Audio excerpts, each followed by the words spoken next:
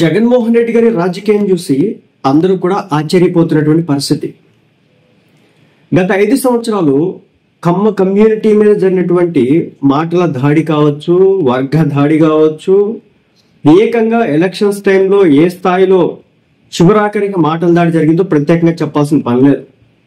చంద్రబాబు నాయుడు గారిని కావచ్చు, నారా లోకేష్ గారిని కావచ్చు, అదేవిధంగా పవన్ కళ్యాణ్ గారిని కావచ్చు, ఆయన వాళ్ళ సామాజిక వర్గాల చేత గత 5 సంవత్సరాల పాటు మాట్లాడించినటువంటి మాటల దాడి బహుశా ఎవరు మర్చిపోరు అనుకుంటా. కానీ ఈ రోజున కమ్మ సామాజిక వర్గాన్ని ఉద్దేశించి జగన్మోహన్ రెడ్డి గారు మాట్లాడుతున్న మాటలు చూస్తూ ఉంటే ఒకంత ఆశ్చర్యం వేస్తున్నటువంటి పరిస్థితి.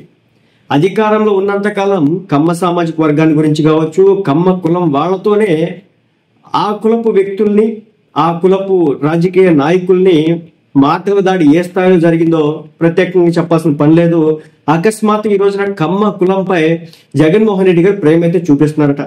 సత్తెనపల్లిలో ఎప్పుడో ఏడాది క్రితం ఎన్నికల బెట్టింగ్ లో కోట్లు పోగొట్టుకుని ఆత్మహత్య చేసుకున్నటువంటి వైసీపీకి చెందినటువంటి కమ్మ సామాజిక వర్గానికి సంబంధించినటువంటి కార్యకర్త యొక్క విగ్రహ ఆవిష్కరణకు వచ్చినటువంటి జగన్మోహన్ రెడ్డి గారు చేసినటువంటి ప్రసంగం చూసి చివరకు టీడీపీ వాళ్ళు కూడా అవురా జగన్ ఎంత ఎలా మాట్లాడుతున్నారు ఇదంతా కూడా అని చెప్పేసి ఆశ్చర్యపోతున్నటువంటి పరిస్థితి. ఎందుకంటే కమ్మ సామాజిక వర్గం గురించి జగన్మోహన్ రెడ్డి గారు మాట్లాడిన మాటలు చూసి వాళ్ళే ఆశ్చర్యపోతున్నారట.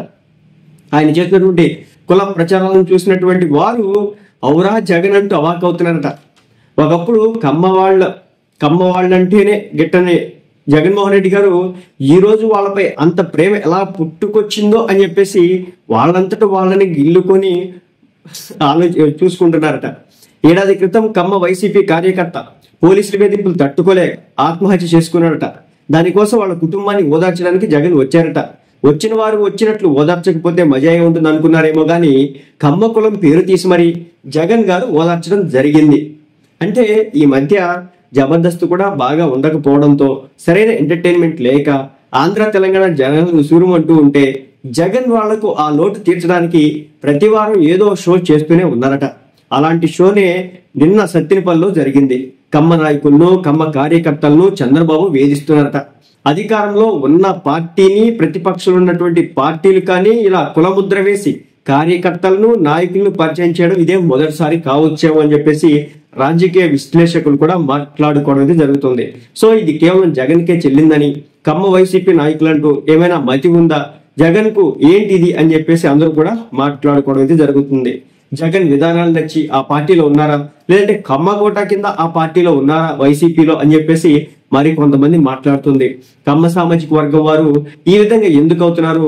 అధికారంలో ఉన్నప్పుడు చంద్రబాబును కమ్మ కులం వారిని ఎంపిక చేసి వారికి స్క్రిప్ట్ పంపించి మరీ తిట్టించడం జగన్మోహన్ రెడ్డి గారు ఇప్పుడు కమ్మ కులంపై ప్రేమ చూపించడం ఆశ్చర్యంగా ఉందని, కొడాలి నాని లాంటి వాళ్ళని ప్రోత్సహించి చంద్రబాబును ఆయన కుమారుణ్ణి దారుణమైన పదజాలంతో తిట్టించడం జగన్మోహన్ రెడ్డి గారు ఇప్పుడు ఏమీ తెలియని కబుర్లు చెప్తున్నారని, వాస్తవానికి కమ్మ కులస్తులు తెలివైన వారు అనుకుంటుంది ఇతర సమాజం.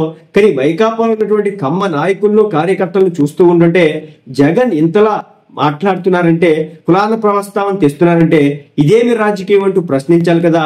కానీ ఇంతకు ముందు చెప్పుకున్నట్లు కమ్మ కులస్తులు ఏమీ తెలివైన వాళ్ళు కాదనిపిస్తోంది. జగన్ చేతిలో కీలుబొమ్మలుగా మారి సాటి కులం వాళ్ళని అధికారంలో ఉన్నప్పుడు చిత్తకొట్టారు. సత్తెనపల్లిలో జరిగిందదే. జగన్ విగ్రహావిష్కరించిన తర్వాత నాగమల్లేశ్వరరావును వేధించినటువంటిది కమ్మ వాళ్ళైనా జగన్ పంచన చేరి ఆయన మోచేతి నీళ్లు తాగడానికి ఏమైనా చేసేందుకు సిద్ధపడ్డారు నాగమల్లేశ్వరరావు. అందుకే ఆ పార్టీలో ఉంటూ ఆయన భజన చేశాడు. జగన్ మళ్లీ గెలుస్తాడని శక్తికి మించి పందాలు కాశాడు. చివరికి పురుగుల మందు తాగాడు. అతని బెట్టింగ్ లో కాయడానికి కమ్మ కులానికి సంబంధం ఏంటో జగన్మోహన్ రెడ్డి గారు చెప్పాలి. వాస్తవానికి గుంటూరు జిల్లా, ప్రకాశం జిల్లా, పశ్చిమ గోదావరి జిల్లాలో ఉన్నటువంటి కమ్మ ఓటర్లలో 2019 ఎన్నికల్లో సగం మందికి పైగా జగన్మోహన్ రెడ్డికి ఓటేశారు. అప్పట్లో జగన్ సంగతి తెలియదు వాళ్ళకి. అయినా ఆయనకు ఒక అవకాశం ఇద్దామని చెప్పేసి కులాల ప్రస్తావన లేకుండా జగన్ ఓటేయడం జరిగింది. కానీ అధికారంలోకి వచ్చాక కమ్మ కులాన్ని ఎలా వేధించారు అన్న సంగతి అప్పుడే వీరు మర్చిపోయారు. స్థానిక సంస్థల ఎన్నికలను తనకు అనుకూలంగా నిర్వహించలేదని నిమ్మగడ్డ రమేష్ ను కులం పేరుతో దూషించిన సంగతి, అదేవిధంగా అమరావతిని కమరావతి అంటూ ఎకశకాలాడిన సంగతి, ఏపీ వెంకటేశ్వరరావు గారిని వేధింపులకు గురి చేసినప్పుడు, స్వర్గీయ కోటెల శివప్రసాదరావు గారిని వేధించి ఆత్మహత్యకు పురుగొల్పినప్పుడు కమ్మ మీడియా అంటూ సోషల్ మీడియాలో వికృత పోస్టింగ్లు పెట్టించిన సంగతి తెలిసిందే కదా.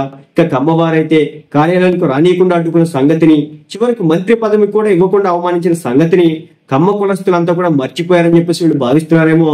నిన్నటి దాకా ఆ కులం పొడనే కట్టినటువంటి జగన్మోహన్ రెడ్డి గారికి ఒక్కసారిగా వీరిపై ప్రేమ ఎందుకు వచ్చిందంటే, మళ్ళీ ఎన్నికలకు వాళ్లతోనే పెట్టుబడి పెట్టించి వాళ్ళనే చివరాఖరికి నేను అనకూడదు చెప్పకూడదు, దాన్ని చేయడానికి జగన్ ఏది చేసినా దానిలో ఏదో ఒక పథకం తప్పనిసరిగా వేస్తాడని చెప్పేసి ఇప్పటికీ కమ్మ జపం వెనుక ఏదో మాస్టర్ ప్లాన్ ఉందని చెప్పేసి అనుమానాలు వ్యక్తమని చెప్పేసి అర్థమవుతుంది. సో మొత్తానికైతే ఇదన్నమాట పరిస్థితి.